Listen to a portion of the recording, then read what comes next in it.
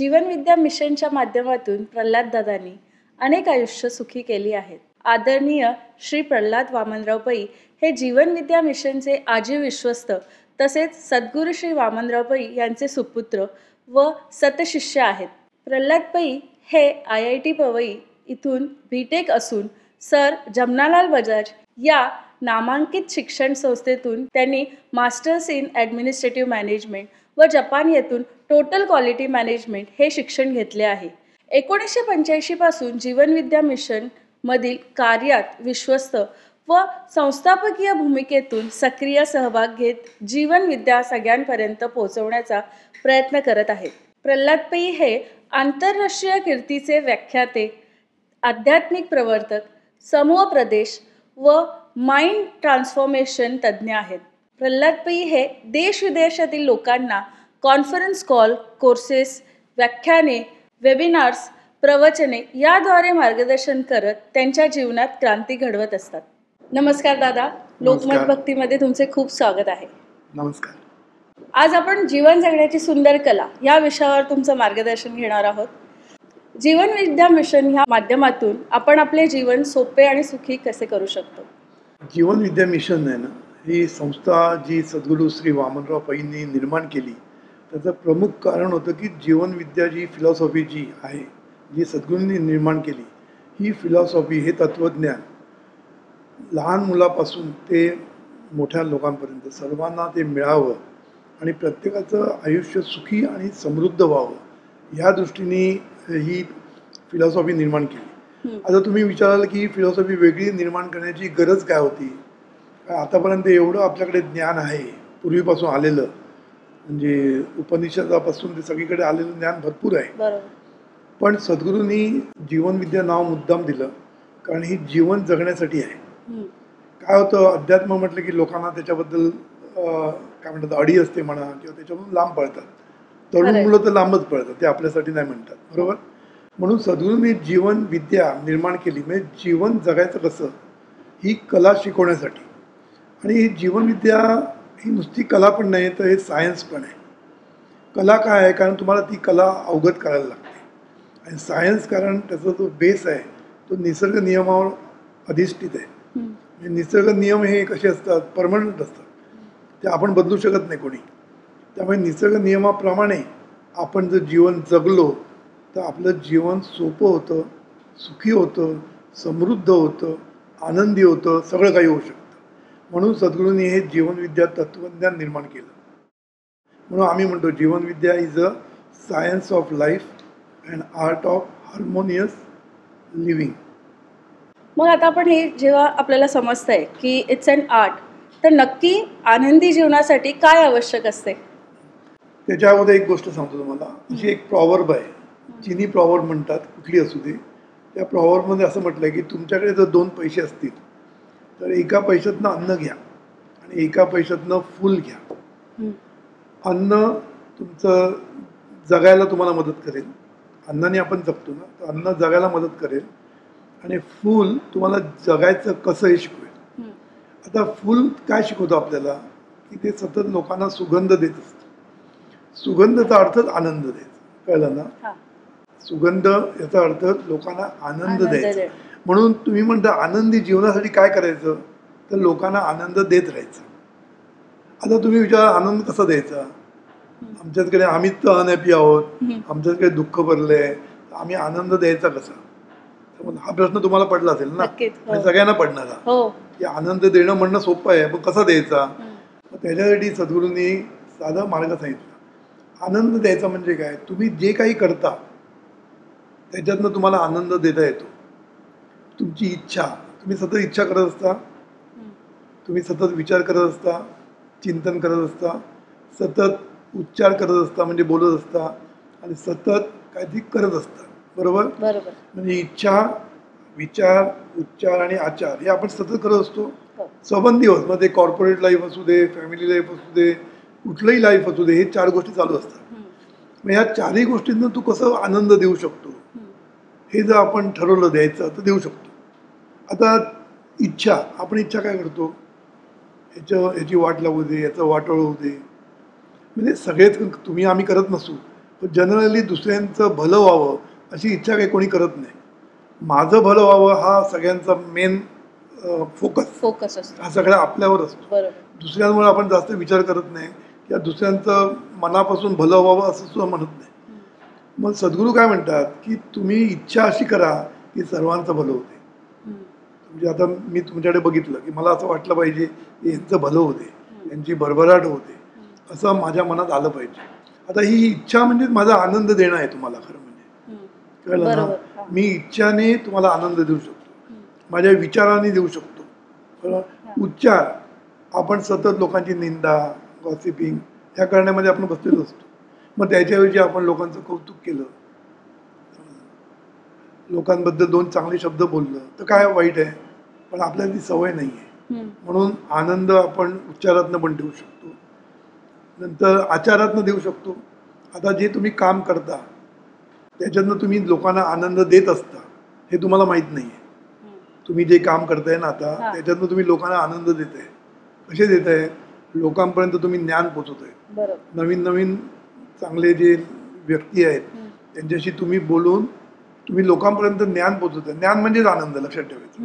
कारण ज्ञानातूनच आनंद निर्माण होतो, अज्ञानातून आनंद कधीच नाही, दुःखच निर्माण होतं. बरोबर की नाही?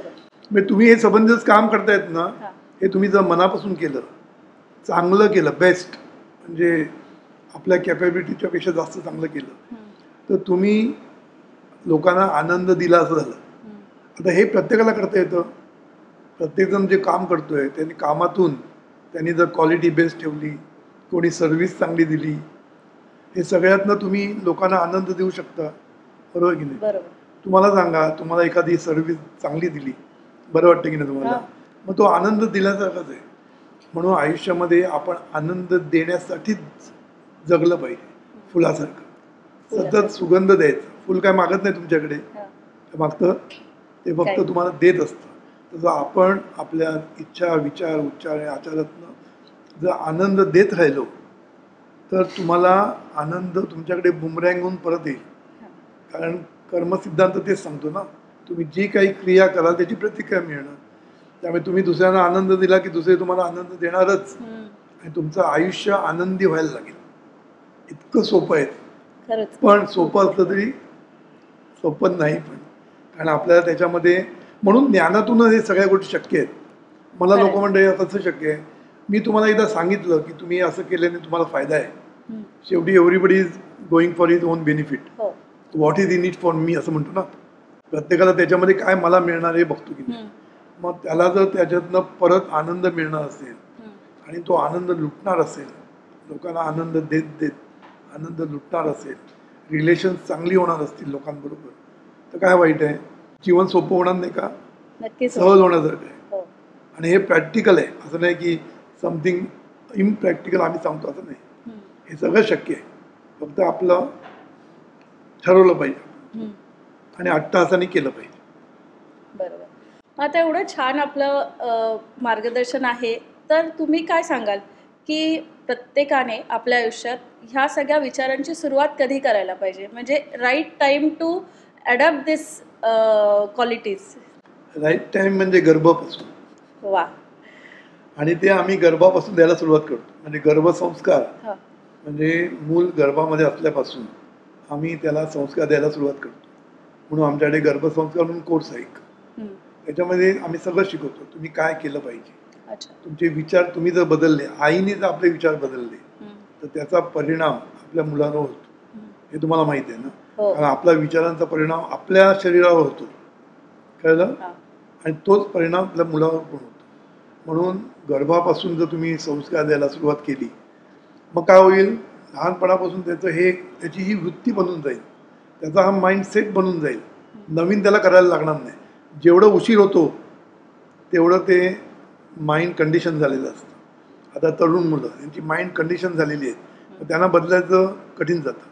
तरी शक्य आहे. मोठे झाल्यानंतर आणि कठीण जातं, कारण त्यांचं सगळं फिक्स मोल्ड झालेलं आहे सगळ्या गोष्टी.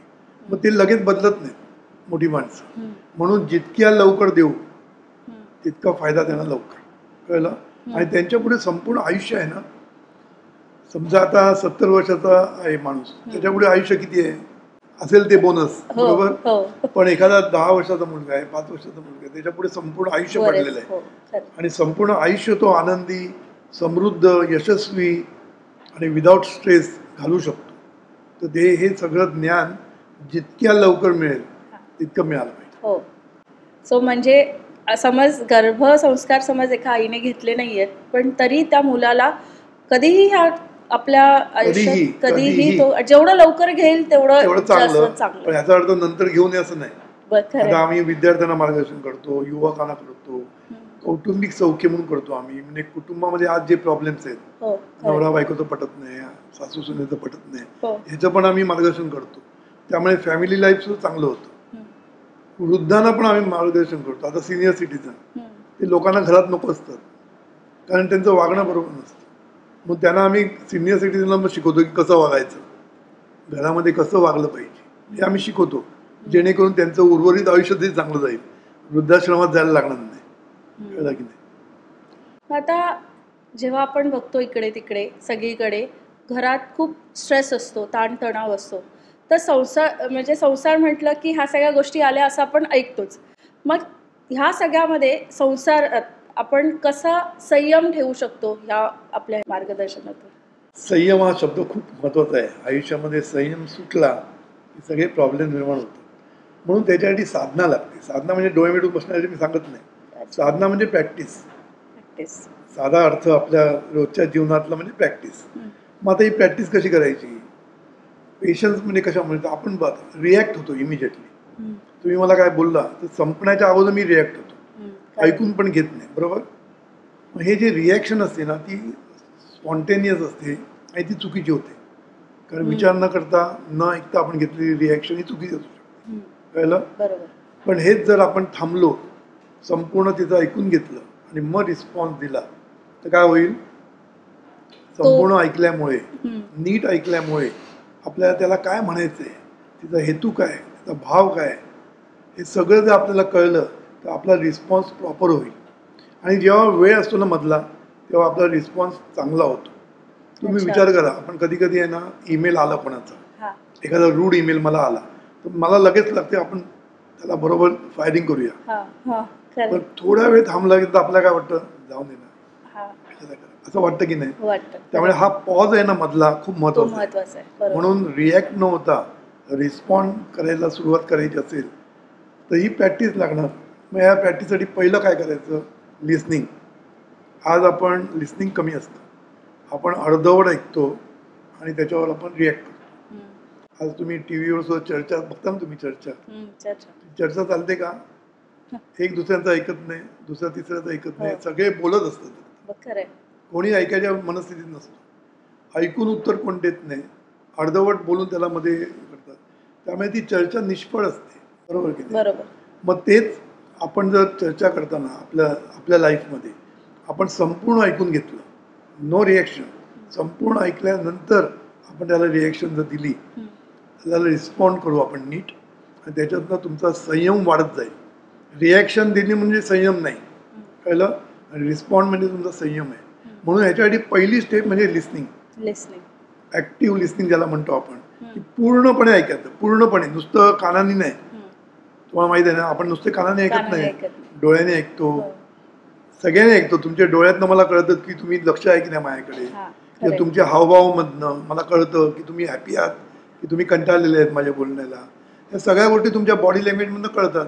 म्हणून आपण जेव्हा ऐकतो तेव्हा संपूर्ण बॉडीने ऐकलं पाहिजे त्याच्या, समजलं ना. डोळ्यात ते हावभाव कसे आहेत, फेशियल एक्सप्रेशन कसे आहे, त्याचे हावभाव कसे, बॉडी लँग्वेज कशी आहे, हे सगळं बघत बघत जर तुम्ही ऐकलं तर तुम्ही रिअली ग्रास्प करू शकता की त्याचा हेतू काय आहे, तो चांगल्या हेतूने बोलतोय की वाईट हेतूने बोलतोय, सगळं कळतं आपल्याला. आणि त्याचा मुद्दा काय तो पण नीट समजतो. मग आपण त्याला प्रॉपर रिस्पॉन्स दिला तर काय होतं, तिथे संयम येतो. वेळ घेतला की संयम आला. आणि ह्याच्यासाठी लिसनिंगची प्रॅक्टिस वाढवली तर संयम आपोआप यायला लागेल.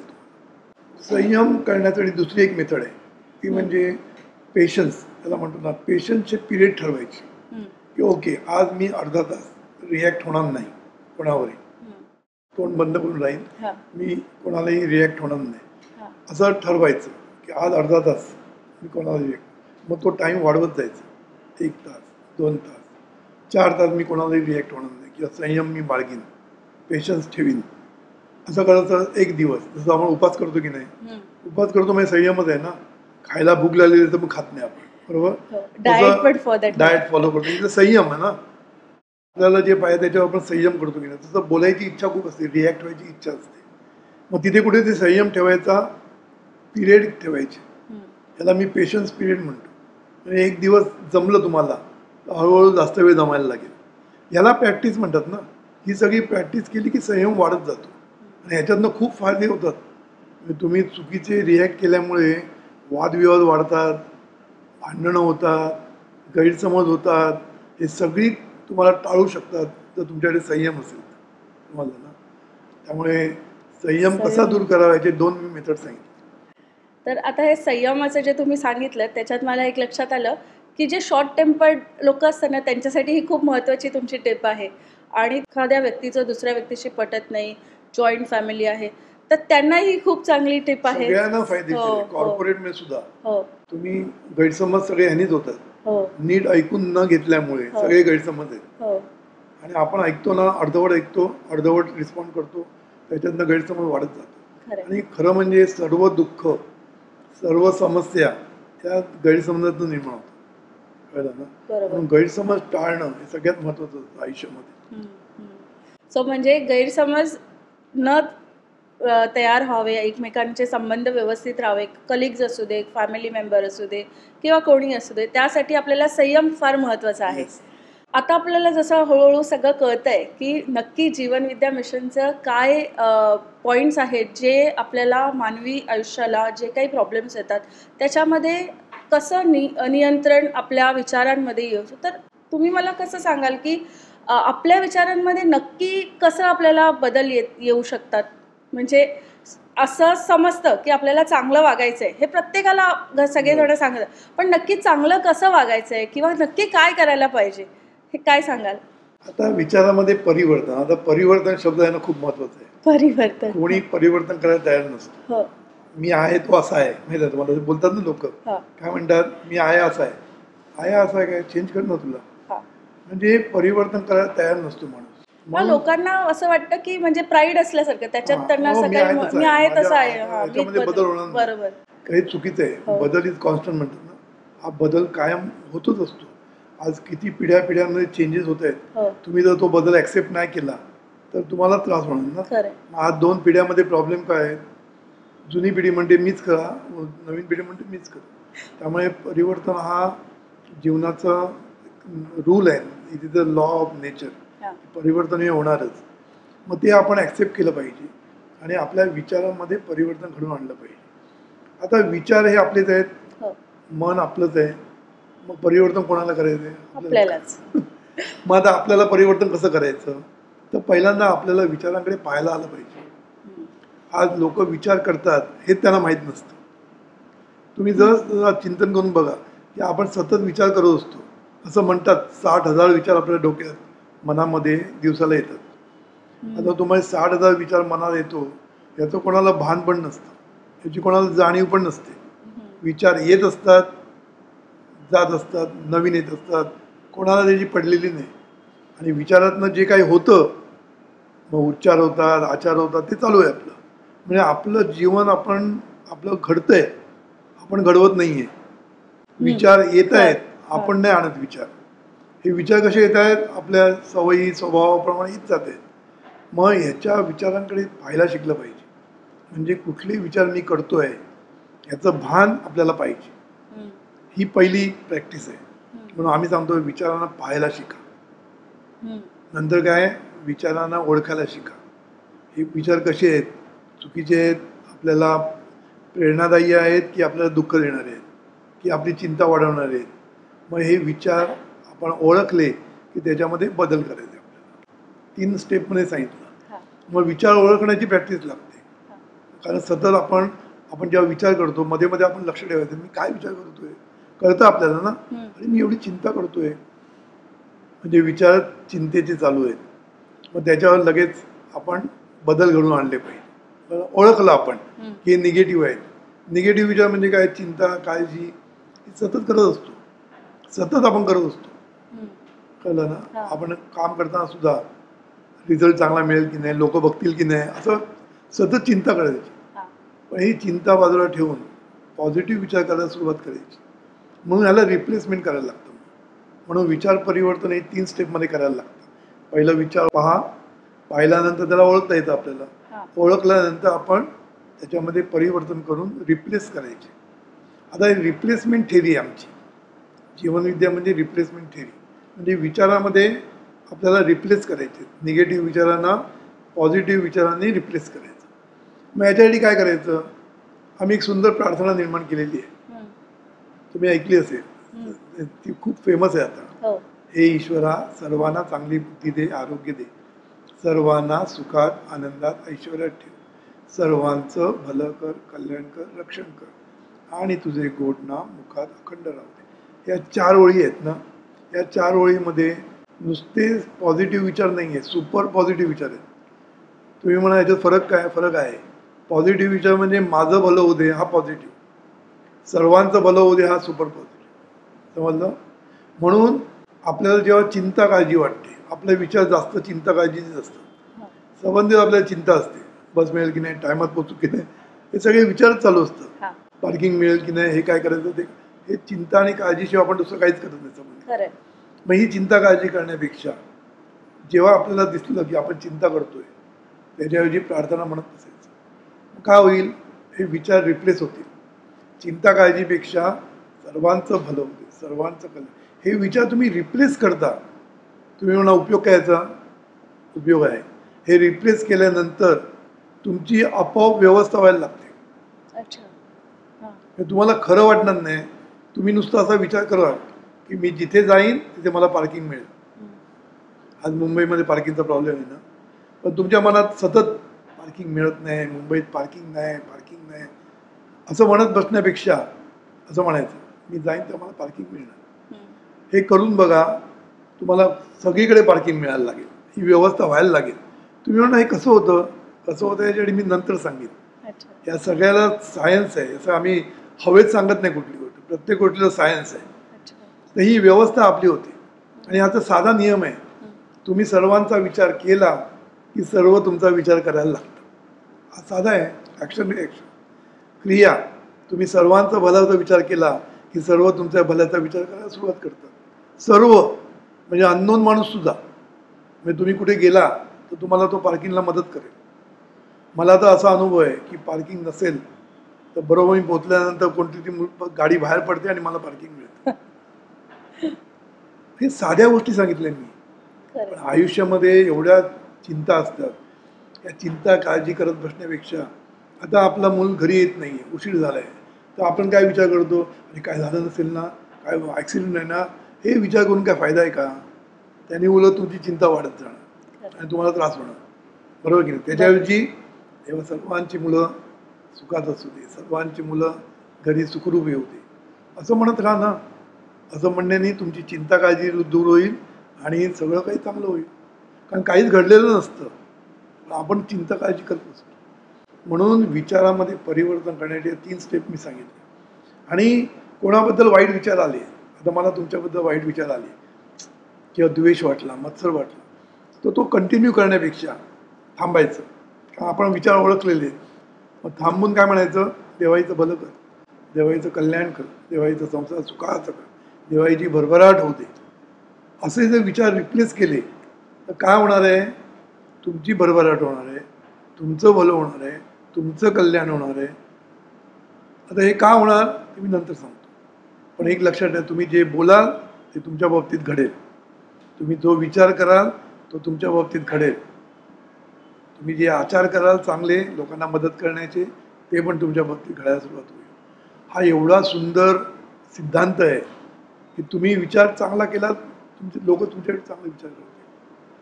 हे जर तुम्ही करत राहिला, तुमची चिंता काळजी रिप्लेस्ड. बरोबर? भीती रिप्लेस. ह्यांनी काही उपयोग होत नाही. चिंता आणि चिता याच्यामध्ये फक्त एक डॉट आहे ना. जितकी चिंता कराल तितकं चितेच्या जवळ लवकर जाल. समजलं ना? लवकर जाल म्हणजे काय?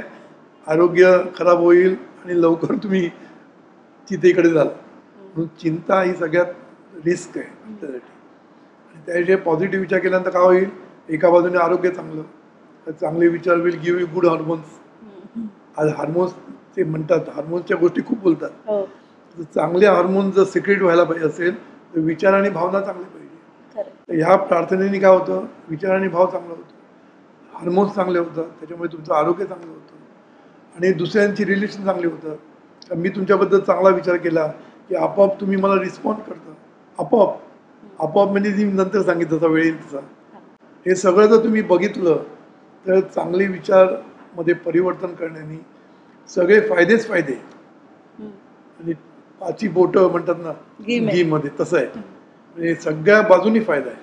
एकीकडे यश, एकीकडे लोकांची रिलेशन चांगली होतात, एकीकडे आरोग्य चांगलं होतं, सगळं काही चांगलं होतं. तरी लोकांना ते करायला नको असतं.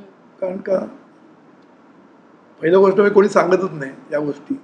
लोकांना कळतच नाही की कळतच कुठून सुरुवात करायची, काय करायचं. म्हणजे त्यांना इच्छा असते, काय करायचं माहिती नसतं. म्हणून तुमचं चॅनेल जे काम करतंय ना ते मला खूप बरं वाटतंय.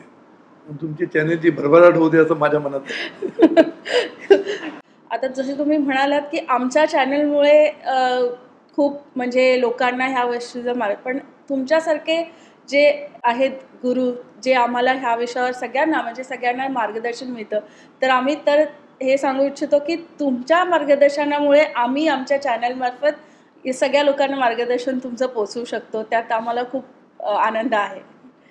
आपण बऱ्याच वेळा ऐकतो की अध्यात्म आणि आध्यात्मिक मार्ग वगैरे, तर नक्की तुमच्या मते अध्यात्म म्हणजे काय आणि त्याची गरज नक्की कुठल्या वयात आहे, म्हणजे त्याची आवश्यकता आहे का सध्या? अध्यात्म हा विषय म्हटला की लोक लांब पळतात. खरंय. आणि लोकांना इंटरेस्ट नसतो त्याच्यामध्ये. खरं म्हणजे अध्यात्माचा अर्थ काय आहे? अध्यात्माचा अर्थ आधी आत्मा. आधी आत्मा आधी आधी आत्मा म्हणजे काय? हे जे आत्मतत्व आपल्यामध्ये आहे, हे जे आत्मतत्व म्हणतात त्याला ओळखणं, याला अध्यात्म म्हणतात. म्हणजे ते अधिष्ठान आहे आपल्या जीवनाचं. अधिष्ठान काय? अधिष्ठानचा अर्थ फाउंडेशन, पाया. आपल्या जीवनाचं मूळ, जीवनाचा पाया म्हणजे हा हे आत्मतत्व आहे. आणि तेच आपण ओळखायचं नाही, त्याच्याबद्दलच माहिती घ्यायची नाही, मग जीवन कसं जगायचं मला सांगा? जीवनाचा पायाच तो आहे, त्याच्याबद्दल आपल्याला माहिती नाही, मग जीवन कसं होणार? चिंता, काळजी, दुःख, समस्या यांनीच भरणार ना. म्हणून हे आधी आत्मा म्हणजे हे अधिष्ठान जे आहे, अधिष्ठानचा अर्थ साधा आहे, ते आहे म्हणून तुम्ही आहात. आता याचा अर्थ काय? ती शक्ती आतमध्ये आहे म्हणून तुम्ही जिवंत आहात. तुम्ही विचार करू शकता, तुम्ही चालू शकता, बोलू शकता, पाहू शकता. हे सगळं कोणामुळे? ते आत्मतत्व आहे म्हणून, ती आत्मशक्ती आपल्याकडे आहे म्हणून. ज्या दिवशी तिचा संबंध तुटला शरीराशी की काय होणार? राम बोलो बाई राम, 4 लोक येणार पकडून जायला, बरोबर की नाही? आता हे एवढं महत्त्वाचं ईश्वरी तत्व किंवा आत्मतत्व आपल्याकडे आहे, ते आहे म्हणून आपण सर्व काही करू शकतो. म्हणजे बघा त्याचं किती महत्त्व आहे. आपल्याला काय वाटतं? आता तुम्हाला काय वाटतं? मी प्राजक्ता सगळं करते, बरोबर? मी बघा प्राजक्ता बोलते, प्राजक्ता हे करते, प्राजक्ता हुशार आहे, प्राजक्ता तुम्ही करत असता. पण प्राजक्ता ही गोष्ट आहे का खरं म्हणजे? अध्यात्माच्या अंगाने जर बघायला गेलो तर प्राजक्ता डझंट एक्झिस्ट. प्राजक्ता हे नाव तुमच्या देहाला दिलेलं आहे, बरोबर? आणि या देहातनं जे काही काम करते ती शक्ती काम करते. Prajakta is only a label, नावाचं लेबल दिलेलं आहे. There is nothing like Prajakta. मग खरं काय आहे? ही जी शक्ती आहे ना, ही तुमच्याकडे मन रूपाने नांदते. आणि मन रूपाने जे काही तुम्ही विचार करता, उच्चार करता, आचार करता, हे सगळं मन करत असतं. आता इथे प्राजक्ता कुठे आली? या मनाला संस्कार प्राजक्ताचे दिलेले आहेत. म्हणजे मन खरं मुळात ही चैतन्य शक्ती होती, म्हणजे ह्या आत्मतत्वाचा आविष्कार होता हा मन. पण काय झालं? मन आपण भरलं कशाने? प्राजक्ताने. लहानपणापासून संस्कार काय काय केले मनावर? प्राजक्ता. लहानपणी तुम्ही प्राजक्ता होते का? 12व्या दिवशी तुम्हाला प्राजक्ता हे नाव दिलं, त्यावरून तुम्ही प्राजक्ता झाले. त्याच्या अगोदर तुम्ही एक्झिस्ट होता ना, समजलं ना? मग ते एक्झिस्टन्स जे होतं ना ते खरं होतं. त्याच्यानंतर प्राजक्ता हे संस्कार त्याच्यावर केले गेले, मनावर. नंतर प्राजक्ता कुठल्या जातीची, कुठल्या कुळाची, कुठल्या धर्माची, सरनेम काय, ती कोण, ती मोठी झाली, MD झाली, डॉक्टर झाली, हे सगळी लेबल तिला लागले. आणि मग तिचे संबंध दुसऱ्याकडे यायला लागले. त्याच्यातनं त्या संस्कारामधनं प्राजक्ता नावाचं एक व्यक्तिमत्व घडलं. घडलं. पण there is nothing like Prajakta. हम्म. खरं ते मनावर झालेले संस्कारांनी ती प्राजक्ता घडली आहे. कळतं? कळलं. पण खरं मन हे कोण आहे? आत्मशक्तीचं प्रदर्शन आहे, हा. प्रगटीकरण आहे मन म्हणजे. हम्म. म्हणजे आपल्याकडली जी शक्ती आहे ना ती मन रूपाने आपल्याकडे नांदते. म्हणून ती मनात जी विचार होतात त्याला विचारशक्ती म्हणतो आपण. हा. कळलं ना? म्हणून हे सगळं समजून घेणं की मी कोण आहे, खरं म्हणजे मुळात मी कोण आहे हम्म. आणि त्याचा संबंध आपल्या जीवनाशी कसा आहे. नुसतं मी करत बसते मी कोण आहे नाही. हम्म. हे अंडरस्टँड करून त्याचा उपयोग आपल्या जीवनात कसं करायचं ह्याला अध्यात्म म्हणतात. हम्म. म्हणजे जीवनाशी निगडीत आहे हे अध्यात्म. लोकांना वाटतं आम्हाला गरज नाही त्याची. हे अध्यात्म किंवा परमार्थ ज्याला आपण म्हणतो, परमार्थाचा अर्थ काय? परम उपयुक्त. अर्थ म्हणजे उपयुक्त ना. आपण म्हणतो नाही याच्यात काही अर्थ नाही, हा. म्हणजे हा उपयोग नाही. हा. तसं परमार्थ म्हणजे परमार्थ म्हणजे परम उपयुक्त. वा. परम म्हणजे अत्यंत, त्याच्याशी आणि कुठलंच उपयुक्त नाही. तर असं हे उपयुक्त अध्यात्म हे तुम्हाला जाणून घेतलं पाहिजे. जाणून घेतल्यानंतर त्याचा उपयोग आपल्या जीवनात कसा करायचा आहे. हम्म. नुसतं आपल्याला काय देवदेव करत बसायचं नाही आहे ना. ते समजून घेऊन त्याला आत्मज्ञान म्हणतात. हम्म. किंवा ते ज्ञान समजून घेऊन त्याचा उपयोग आपल्या जीवनात कसा करायचा हे खरं अध्यात्म आहे. हम्म. कारण हे मन कसं नांदतं आपल्याकडे हे समजलं पाहिजे ना. हे मन आपल्याकडे दोन प्रकारे नांदतं, बहिर्मन आणि अंतर्मन. समजलं? हा मोठा विषय आहे, मी आता इतक्यातलं घेत नाही. हम्म. पण हे सगळं बहिर्मन आपलं काम करत असतं. कळलं ना? अच्छा. पण ह्याला शक्ती कोण देतं? आतून देतं. तू चालते कोणामुळे? शक्तीमुळे. शक्तीमुळे. बोलते कोणामुळे? पाहणं तुझं कशामुळे चाललंय? त्या शक्तीमुळे चाललंय. आता पाहणं दूषित झालंय हम्म. प्राजक्तामुळे. पाहणं दूषित झालं. हम्म. खरं पाहणं हे आनंददायक आहे. पाहणं हा आनंद आहे ना. तुम्हाला नाही वाटत? हो, नक्कीच. डोळे मिटून बघा, थोड्या वेळा चालून बघा पुढे, किती वेळा आपटाल तुम्ही. हो, नाही शक्य. मग तुम्हाला डोळ्याचं महत्व कळेल ना. हो. म्हणून पाहणं हा आनंद आहे खरं म्हणजे. हम्म. पण आपण पाहताना कसे पाहतो? द्वेषाने, त्वेषाने, मत्सराने. हम्म. इथे तुम्ही प्राजक्ता येते. हम्म. प्राजक्ताचा गॉगल हा मध्ये येतोय. मध्ये येतो. पाहणं आपलं खरं निर्मळ असतं. हा. आपली चैतन्य शक्ती निर्मळ असते. इथे प्राजक्ताचा गॉगल आला की संपलं काम. हा. मग त्या गॉगलमधनं आपण जे बघतो ते येलो दिसेल, ब्ल्यू दिसेल, काही दिसेल. हा. कळलं ना. आणि मग त्याच्याप्रमाणे आपण व्यवहार करतो. हम्म. म्हणून ही प्राजक्ता बाजूला करणं आणि त्याला पुढे आणणं म्हणजे अध्यात्म. अध्यात्म. वा. आता एवढं सोपं नाही आहे, पण सोपं पण आहे. हे समजून घेतलं आणि मग सांगितलं की प्राजक्ता कसा विचार करते. हम्म. त्या विचारामध्ये परिवर्तन जर केलं तर गॉगल स्वच्छ करता येईल ना. गॉगल काढता येईल बाजूला. समजलं की नाही. खरं. म्हणून प्राजक्ता असू दे, पण प्राजक्ता मुळात काय आहे, मुळात कोण आहे हम्म. आणि आणि प्राजक्तानी त्याचा उपयोग आपल्या आयुष्यामध्ये कसा करायचा. मग मी हे सांगितलं की समजलं. विचारात परिवर्तन म्हणजे अध्यात्म खरं म्हणजे. हम्म. साध्या शब्दात काय? विचारामध्ये परिवर्तन. हम्म. दुसऱ्या शब्दात काय? दृष्टीमध्ये परिवर्तन. बरोबर. हम्म. तर हे साध्या साध्या गोष्टी आहेत खऱ्या म्हणजे. हम्म. त्याच्या मागचं सायन्स, हम्म. सायन्स म्हणतो. अध्यात्म हे सायन्सच आहे खरं म्हणजे. आणि ते प्रॅक्टिकल आहे आणि दॅट इज द फॅक्ट. सत्य म्हणतात त्याला ना. हम्म. दॅट इज द सत्य. त्यामुळे हे जर समजून घेतलं, हम्म. अध्यात्म म्हणजे कुठे नुसतं जाऊन कुठे गुहेत बसायचं नाही आपल्याला. हम्म. मेडिटेशन वगैरे सगळ्या थोड्या वेळ करण्याच्या गोष्टी आहेत. हम्म. खरं. ज्यांना करायचं असेल जास्त काम बरोबर. मेडिटेशन तर ते सकाळी उठून एक 20 मिनिटं करण्याची गोष्ट आहे. सबन दिवस आपलं काम काय? प्रपंच सुखाचा करायचं. हम्म. म्हणून सद्गुरूंनी एक सिद्धांत मांडला, हम्म. प्रपंच सुखाचा करणं म्हणजेच परमार्थ. अच्छा. किती सोपं आहे. मग परमार्थ करायचा की नाही? सुखाचा प्रपंच पाहिजे की नको? मग परमार्थ केलाच पाहिजे. खरंच पाहिजे. मग परमार्थ करायचा म्हणजे काय? तो परम उपयुक्त, त्याच्यातला अर्थ. हम्म. पण अर्थाचे दोन अर्थ आहेत ना. अर्थ म्हणजे मिनिंग आणि अर्थ म्हणजे उपयुक्तता. हम्म. तर दुसरा मिनिंग काय? त्याच्यामधला जो उपयुक्त अर्थ आहे तो अर्थ समजून घेऊन प्रपंच करायचा. म्हणून आम्ही काय म्हणतो की परमार्थाचं अधिष्ठान, परमार्थाच्या पायावर ही प्रपंचाची जर इमारत तुम्ही बांधली तर ती इमारत खूप छान होती. नाहीतर ती इमारत कधी कोसळेल सांगता येत नाही. हो, त्याचं फाउंडेशन स्ट्रॉंग Yes. पाहिजे. फाउंडेशन स्ट्रॉंग पाहिजे. पण याच्यामध्ये काय खूप कठीण असं नाही आहे. साध्या गोष्टी आहेत आणि एकदम मूळ तत्वापर्यंत जायची पण गरज नाही. आपलं मन जरी आपल्याला समजलं, आपलं मन मगाशी मी सांगितलं विचारांकडे पाहायला शिका, ह्याच्यामध्ये जर परिवर्तन केलं ना तरी तुमचा प्रपंच सुखाचा होऊन जाईल. कळलं ना? आणि त्याच्या मागचं सायन्स समजलं तर आणखीन बरं ना. कारण प्रत्येक गोष्टीला का विचारल्याशिवाय आपल्याला चैन पडत नाही ना. हे संपूर्ण का मिळालं तर आपण तिथपर्यंत पोचतो. म्हणून अध्यात्माचा उपयोग प्रपंचासाठीच आहे. प्रपंच म्हणजे सगळ्यासाठी. करिअर करण्यासाठी तो अध्यात्मच पाहिजे. कारण विचार सगळीकडे येतात, खरं. उच्चार आचार सगळीकडे येतात. आता तुम्ही ऑफिसमध्ये आल्यानंतर सतत बोलता, सतत काहीतरी करत असता. हे सगळं करताना त्याच्या मागची जी बैठक आहे मनाची, ते कसं करायचं हे अध्यात्म शिकवतं. समजलं ना? म्हणून तेच काम करायचंय. परमार्थ करायचं म्हणजे, अध्यात्म करायचं म्हणजे आहे तेच करायचंय. कुठेही बदल नाही, कुठेही आपल्याला संसाराचा त्याग करायचा नाही, कुठेही संन्यास घ्यायचा नाहीये, काहीच करायचं नाही. नोकरी सोडायची नाही, काही सोडायचं नाही. सगळं जे तुम्ही आता करता तेच करायचंय.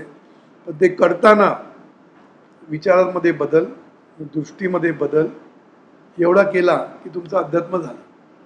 पण हे करण्यासाठी अंडरस्टँडिंग खूप गरजेचं आहे.